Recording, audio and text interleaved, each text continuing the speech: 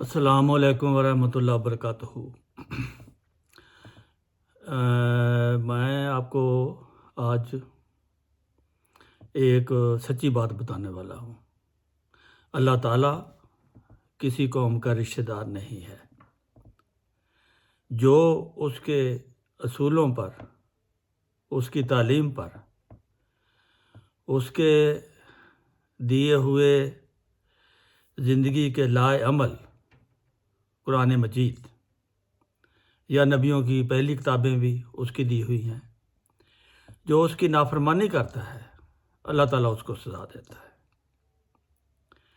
پہلے یہودیوں نے نافرمانی کی تو اللہ تعالیٰ نے ان کے بارے میں فرمایا کہ تم ذلیل اور سور اور بندر ہو جاؤ، اور آخر میں تمہارا ٹھکانہ نہایت ذلیل و خوار ہو کر تمہیں ملک سے نکال دیا جائے گا۔ یہ یہودیوں کے بارے میں آخری تنبیہ تھی اور اللہ تعالیٰ کا فیصلہ تھا۔ اس کے بعد اللہ تعالیٰ نے قرآن کریم کے ذریعے مسلمانوں کو تنبیہ کی، مسلمانوں کو خبردار کیا کہ تم یہودی اور عیسائیوں کے ساتھ دوستی نہ لگانا، وہ تمہارے کبھی دوست نہیں ہو سکتے۔ اور اس حکم کی نافرمانی ان مسلمانوں نے کی جنہوں نے اللہ تعالیٰ اور قرآن کریم کے حکم کی نافرمانی کرتے ہوئے یہودیوں اور عیسائیوں سے دوستی لگائی، ان کے ساتھ معاہدے کیے، ان کے ساتھ لین دین اتنا کیا کہ ان کو اپنے گھر میں بیٹھنے کی جگہ دے دی۔ یہ سراسر نافرمانی میں آتا ہے، اور جو نافرمان ہو اللہ تعالیٰ کا، پھر اللہ تعالیٰ اس کو سزا دیتا ہے۔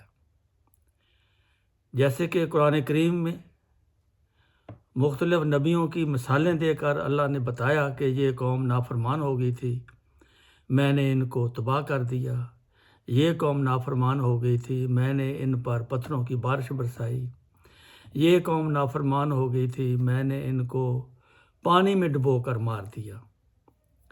تو اس قسم کے مختلف اللہ تعالیٰ کے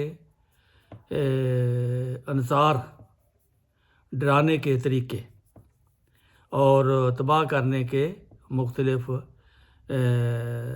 جو وسائل اللہ نے استعمال کیے ہیں، وہ سارے قرآن میں درج کر دیے گئے ہیں۔ لیکن ہم قرآن پڑھتے نہیں، ہم اس پر غور نہیں کرتے، اور ہم اس سے سبق نہیں لیتے، ہم اس پر عمل نہیں کرتے۔ تو موجودہ زمانے کے مسلمان ایک تو قرآن کریم کے حکم پر عمل نہیں کرتے، جو بڑے حکم اللہ نے دیے ہیں کہ تم یہودیوں اور اہل کتاب عیسائیوں پر دوست نہ بنانا۔ ویسے دنیا داری کے لحاظ سے لین دین تو منع نہیں کیا گیا، جو شرافت سے کرتے ہیں، سارے تو نہیں ایک جیسے ہوتے، لیکن جن کو آپ جانتے ہیں کہ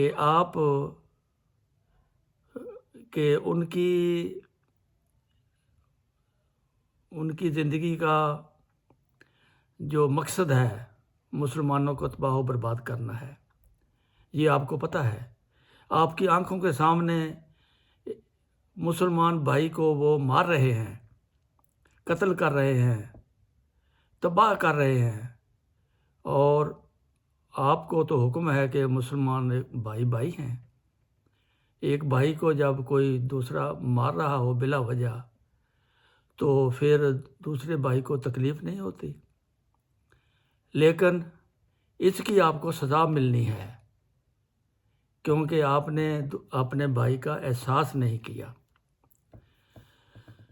اور کیا کیا بتاؤں، کیا کیا آپ لوگوں نے قرآن کریم کی خلاف ورزی کی ہے، اللہ کے حکموں کی خلاف ورزی کی ہے، پھر آپ پر اللہ تعالیٰ نے اس جرم کی بنا پر مسلمانوں کو بھی سزا دینی ہے اور یہودیوں اور عیسائیوں کو بھی سزا دینی ہے۔ اب اس کے لیے آپ لوگوں نے یعنی کہ دنیا دار ملکوں نے خود ہی سامان پیدا کر دیے ہیں تباہی کے، اور وہ خود سامان پیدا کر کے آپ اس حکم کی نافرمانی میں آ جاتے ہیں جو اللہ اور اس کے رسول نے قرآن میں فرمایا تھا۔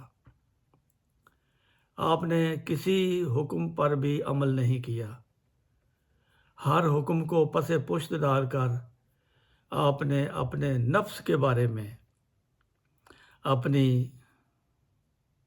ناجائز خواہشیں پوری کرنے کے بارے میں جو آپ نے عمل کیا ہے، اور یہ اللہ تعالیٰ کے حکم کی سری نافرمانی کر کے کیا ہے، ان دونوں قوموں کو، مسلمانوں کو، عیسائیوں کو، یہودیوں کو، انہوں نے جو ایک دوسرے کے ساتھ زیادتیاں کی ہیں، یہ ان کا بدلہ چکانے کے لیے دنیا میں یہ سامان پیدا ہو رہے ہیں، اور یہ ہو کر رہیں گے، یہ کبھی نہیں بچ سکتے، کیونکہ اللہ تعالیٰ کی جو قدرت ہے، قانون قدرت ہے جو، وہ ظالم کو اگر وہ باز نہ آئے تو وہ سزا دیتا ہے۔ یہ کسی کے بس کی بات نہیں ہے، جتنا مرضی زور لگا لو، یہ تباہی آنی ہی آنی ہے۔ اگر یہ تباہی ٹل سکتی ہے اگر تم اللہ تعالیٰ اور قرآن کریم میں جو احکام ہے ان پر عمل کرنا شروع کر دو اور توبہ طیب ہو جاؤ، دعائیں کرو، تو یہ مصیبت ٹل بھی سکتی ہے۔ لیکن ایسا ہوتا معلوم نہیں ہوتا، کیونکہ ایک سب سے بڑی نافرمانی آپ نے، جس طرح پہلی قوموں نے اپنے نبیوں کا انکار کیا تھا، آپ نے اس زمانے کے مہدی اور امام کا انکار کیا ہے۔ السلام علیکم ورحمۃ اللہ وبرکاتہ۔